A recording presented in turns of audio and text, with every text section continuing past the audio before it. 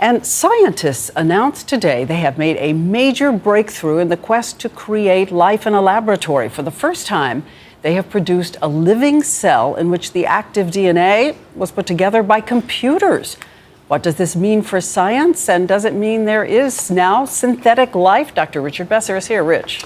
That's right, Diane. Today's announcement marks a major turning point. Researchers have now created life from non-living parts. They call it a synthetic cell. World-renowned geneticist Craig Venter has been trying to unlock the mystery of life for 15 years. What have you achieved? Well, we announced today the first synthetic cell. Instead of having a genetic relative that it evolved from, the parent of this cell is a computer. What Venter has done is astonishing. With just 4 bottles of chemicals off the shelf in his lab, his team replicated more than 1 million bits of genetic code to create a living organism. Here's how it worked. They isolated bacterial cells and removed all of their genetic material, the DNA from inside. Then they took those 4 bottles of chemicals and used them to create new genetic material. They transplanted it into the empty cell. That material, that new cell booted up and began to reproduce.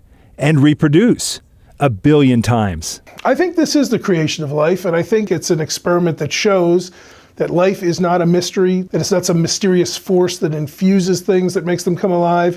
If you put the right genetic message in the right order, put it into the right environment, it will come alive. But along with promise comes precaution.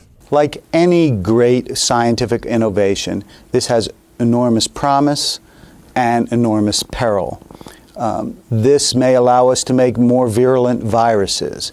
This could unleash a bacterium on the world that has properties we didn't expect that could cause great disease or ecological damage.